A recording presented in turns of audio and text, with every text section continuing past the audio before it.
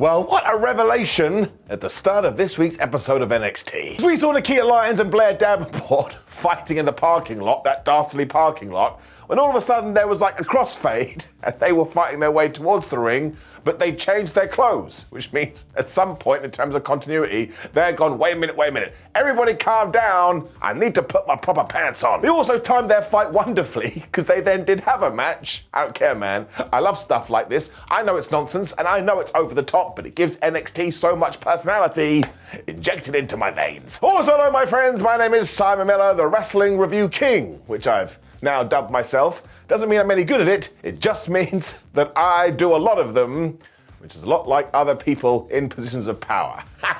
Let's not talk about that, let's up those downs. We weren't standing on ceremony either, Mr. Wayne, because like I say, we did go right into this match. Nikkita Lyons has only been back a few weeks. Sadly though for Nikkita, she had basically forgotten that she did have this injury, but Davenport didn't, and she went after it like it was flashing red. Actually, to be fair, that was only after Lyons had gone to kick Blair Davenport on the outside. She moved out the way, so what did Nikkita do? She accidentally booted Rita the ring post. So you know the deal. I hold up Rita the ring post rabbit in support of Rita the ring post. Now, my rabbit that I ordered still hasn't arrived, but trust me, it will be worth the wait. So for now, I use this guy. Look how grumpy he is. It's like wrestling Twitter. Blair then did go low, figuratively and literally, because she just hit a chop block. Nikkita Lyons was like, oh no, I'm all over the place, when Blair smashed her right in the face with a knee, and she pinned her. So while she kind of won, she also kind of didn't. Sounds to me like we got to do a round two. So I had no issues with this, and we just did what we had to do. We had that wonderful costume change, which I'm going to enjoy for a while. Cody Rhodes then did the voiceover for the Dusty Classic, which I thought was very nice, when Carmelo Hayes basically became a Facebook post. Because he had some news for Trick Williams, but he wasn't very forthcoming with it, and my word, Trick had to drag this out of him. But essentially, it's this. We don't know when Ilya Dragunov is going to return, so I hope he is doing okay. So for the time being, let's keep the momentum going, and you and I, Trick, can enter the Dusty Classic. Now, Williams wasn't sure about this because he wants to keep his eye on the prize, but then when Carmelo said, oh man, you can be two-titled Trick, Williams was so enamored with this name, he accepted. So once again, NXT rules. I did actually think this was quite creative though for a stopgap though, because I don't think that NXT expected Ilya to be out as long as this, and you just know that it's gonna go bad. Eventually they're gonna fall out. That'll be a sad panda. Well, we did get into this tournament properly because it was Gallus versus the amazing team of Bron Breakker and Baron Corbin. And I didn't know that I needed this in my life, but now that I've got it, it's more important than oxygen. Now, Baron must have not have watched the first match because he too went to punch Rita the ring post and he missed, which meant he hurt his hands. And Gallus saw this and they were like, we're gonna go after your digits. So my friend does come back in and I'm gonna give him a kiss for no apparent reason. And the real jeopardy here is I was like, wait a minute, Baron Corbin needs to do the hot tag to Bron Breakker. But where does his pain lie? Well, it's in his hands, so what is he gonna do? But bless that man, he powered through and he got the hot tag. Breakker went absolutely nuts too, and at one point suplexed both of them. And look, this was an absolutely amazing feat of strength. But Gallus basically did catch one another and they waited for Bron to do it. I don't care, it's another reason wrestling rules. It also allowed Baron Corbin to take his Phoenix down when he basically blind tagged in, and at one point Bron was looking at Baron and Baron was looking at Bron, when I guess Breakker felt something in the force.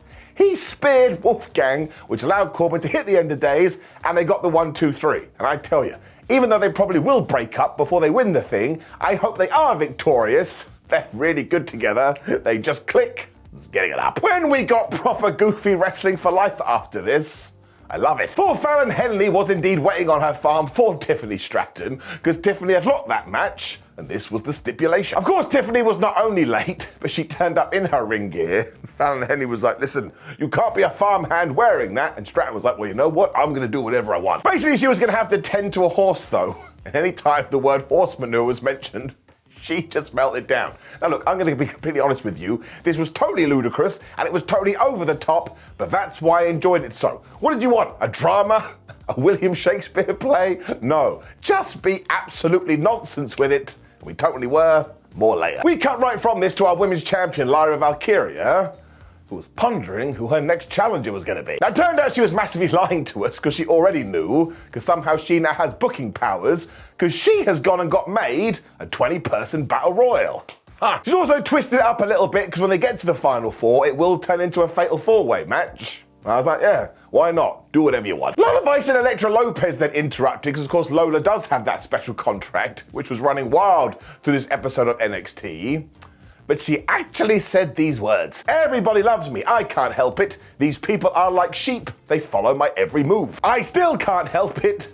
They love my Latina heat. Maybe just don't script everyone. Now, Valkyria tried to drive a wedge before them because she was like, well, maybe I think Lopez is better than you. When she was like, you know what, screw it. You do have that contract. Let's have a fight right now. And it looks like they were going to do this because a referee ran to the ring when Elektra went, nope. She smacked Lyra right in the face. So of course, we were all panicking, thinking, well, this must be the end of Lyra Valkyria forever, when Tatum Paxley came out. And as we have been doing for the last few weeks, we continue to tease this tag team match. You do have to ask the question why Elektra Lopez and Lola Vice decided to run away from one human being when they are two human beings. And look, this was fine, this was all right, but it just kind of felt a little bit flat. And I think really now, after the Becky Lynch stuff, Lyra needs some kind of blood feud. So I am going to give it a down, and I do admit that's a little bit of a lame down. I just think we could have done more with this, and we didn't. Luca Crisafino was then talking to Ava Ray and saying, hey, look at this picture right here from my last match. As you can see, my foot was under the bottom rope, so I demand a rematch. And Ray was like, leave me alone, you absolute goober. I have other things to do. This was mostly because North American champion Dragon Lee is finally back. And just as they were having a chat, Lexis King walked in, and from somewhere, he had got his own contract drafted up because he wants to be a part of the Open Challenge. Lee had no problem signing this either, although he didn't even read it. I was like, bro, you probably should have looked into it a little bit, but that is going to be our main event for later. Just you wait. Before that, though, somebody decided we did need to keep pushing Josh Briggs, especially since he just broke up with his friends. Makes sense. Because he was facing Aura Mensah from the Metaphor, and the rest of the Metaphor were at ringside. And basically, Josh bopped him. Now, Noam Dar kept casting distraction, but I do not think he learned, because while it worked the first 72,000 times, on the 72,001st time he tried to do it, it went completely wrong when Briggs hit that crazy lariat, and he just pinned Aura Mensah. I was like, well, there you go. Now, what I really liked is when Noam has a Heritage Cup match and all of his buddies try to interfere, they do a good job, but when he attempts to do it, well, 9 times out of 10 it goes bad. Exhibit A. Briggs made sure to stare at Dar after this as well, so things did get super serious, and we should do that match again, and Josh Briggs should win the Heritage Cup, because Noam has held it for such a long time, that I actually feel like a pretty big deal. So this was fine, I mean, nothing to write home about. If I did that, my mum would be really confused. What the hell is a Heritage Cup? Giving it a nap. It was back to the farm after this. I just love this nonsense. Because Fallon told Stratton that she had to bathe and wash a horse. And after she threw another tantrum, she did start doing it, but it was like the horse was covered in acid. She was like, oh man, I don't want to do it. Tiffany did power through this though when she thought she was done. And Henley was like, nope, now you've got to clean up some poop. Once again, even the mere mention of poo, whatever you want to call it, Tiffany was like, somebody save me. I mean, it really was so dumb, but the reactions were so over the top and the music was so silly. I was having a really good time, and we still got one last segment. This is where we had another tag team match, but it was absolutely nothing to do with the Dusty Classic. The tag team wrestling was all over the place. But it was our champions, Tony D and Stacks, taking on Out the Mud. And while this was exactly what you think it would be, totally fine. Nima and Price were absolutely raging too as they wrecked these fools on the outside. And this is when Stacks found himself in the ring and he was getting beaten and he was getting beaten and he was getting beaten. And I was like, well, that must be it. We're going to get brand new champions. When from nowhere, Tony D got the hot tag. And I was like, wow, I didn't see that coming.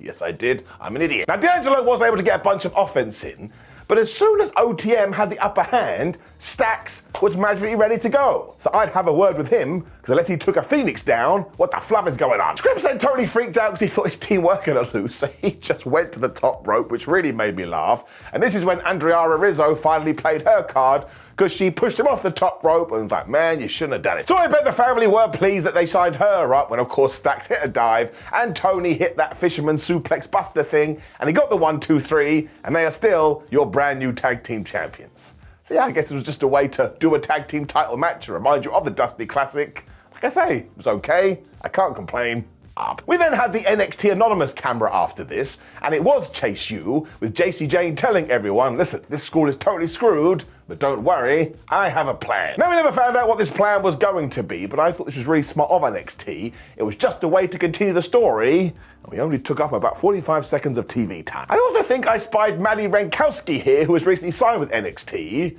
And if you're not familiar with her work, I'll tell you this, she is going to fit in pretty damn well. It's then back to our North American title situation after this, because we were talking to Femi. Now he too has a magic contract he can cash in because he won the men's breakout tournament, when Lexis walked in and he basically wound him up and prodded the bear.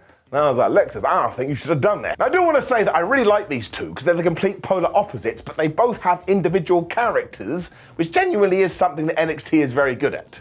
Now, put this away in your pocket, because again, there is more to talk about, but we'll get there. We also saw Rich Holland and Joe Coffey fall out backstage, so they're going to have a match next week. When we got to my favourite feud at the moment, and a match, it was Cora Jade taking on Gigi Dolin, because Gigi was super duper mad that Jade had taken her locker.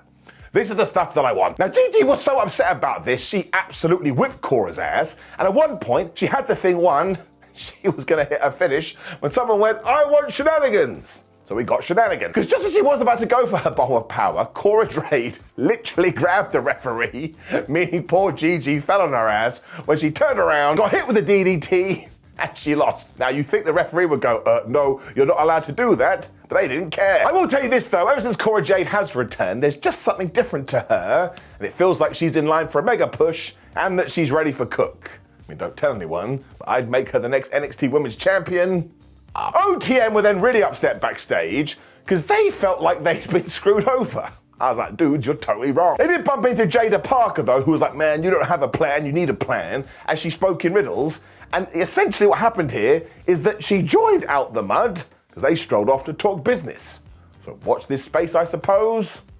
When we just had the most ludicrous Dusty Classic match. For it was Axiom and Nathan Frazer taking on Hank and Tank. So it's essentially flippy dippy doodah guys against super strong, we're gonna throw you around guys.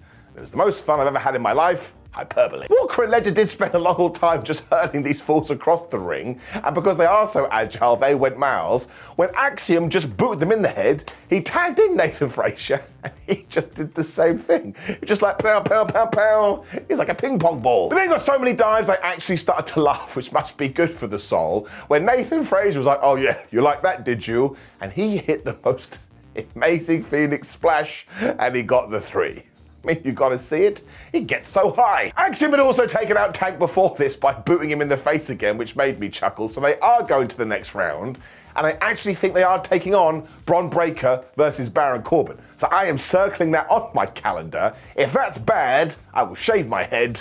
This is getting an up. As ever, the Dusty Classic is just good. And then, well, I felt quite sorry for Tiffany Stratton, because she was finishing cleaning the horse poop when Fallon Henley and her friends were all pointing going, what a loser. It's like, that just feels a little bit mean. Bless this Tiffany though, because when she was done, she slipped and she fell into a trough full of water as she threw yet another tantrum going, I don't want to be here. Talk about understanding your role. So this is an up for me because I'm just such a big fan of wrestling companies going on location to shoot things like this. It just gives you a completely different edge, not Adam Copeland. And fair play to everyone for just having a good time. I'm giving it an up. Now, of course, we can do the next match and Tiffany Stratton can win, draw a line under it, move on. And then I have no idea what happened. Because Edris and Ofe and Malik Blade were getting all excited because they are going to be taking on Trick Williams and Carmelo Hayes in the Dusty Classic when somebody just bounced in, was like, oh man, I'm really into personal training and I'm gonna get you abs. How much do you want it? Now maybe we've seen this person before and I've totally forgotten,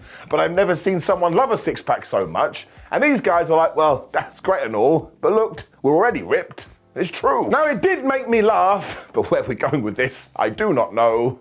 Again, I shall wait and see. When things got spicy. Because it was Dragon Lee versus Lexis King for the North American Championship, and for a good while there, with his amazing new beard, Lexis was doing quite well. Till he made a terrible mistake, because he hit the D-pad, and he taunted the Dragon, and he was like, you can't do that to me. And he whipped his ass. This is when Trey Bearhill came to ringside, because he's still mad at Lexis King for taking him out of the men's breakout tournament.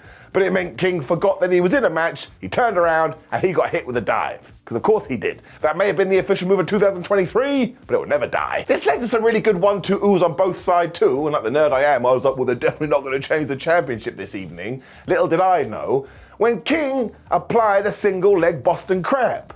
And I checked, and no, he's not from Boston. He was born in Kentucky. He then got way overconfident because he thought he had done it when from nowhere, Lee just busted out Operation Dragon and he got the 3. And at first I was like, well, that's quite a mundane ending for NXT, but I was totally wrong. Because Femi just stormed to ringside, I think because he was so mad at Lexis King, who wound him up earlier. He wanted to prove that whatever you can't do, I can. He cashed in his contract, and he was going to have a North American title match. What? I think Dragon forgot that his HP was already dangerously low because he did this mad dive onto Opa. But when they got back in the ring, Femi grabbed him and it was like earlier. He threw him so far, he almost went out of the camera. Lee still booed him in the face and he went for Operation Dragon. But this Opa is so damn strong, he reversed it by throwing Dragon Lee onto his shoulders. He hit the bomb of power. I was like, wait a minute, that's how he won all his tournament matches. And damn it, he did it again. The ref went 1, 2, 3. Brand new North American champion. I totally lost it. It's really smart as well because Dragon Lee doesn't need to be on NXT anymore. He is a SmackDown guy, and everybody has been going nuts about Opa Femi the last few weeks, so why not pull the trigger? That's what NXT is all about. You can kind of do whatever you want. Also, this episode of NXT ended with Femi standing over Dragon Lee as he held aloft his brand new championship. So look at that. In the space of 4 weeks, we have made a guy. I was a huge fan of this, and it's getting an up. I am very excited to see what he does. It's also really good for the TV show because now, at least for the next few weeks, you will be second guessing every single match ending. This episode is going to get an up. I love NXT. It's totally wokely crazy. Now please do click the video on the screen, which is ups and downs for Raw, just in case you want to get my takes on everything that happened with CM Punk and Drew McIntyre and Seth Rollins and Jinder Mahal. Let's not talk about that. Like the video, share the video and subscribe, and mostly continue to enjoy pro wrestling. Even if it's something that everybody else hates, you still win because you're enjoying it. And that's what life is all about. Goodbye.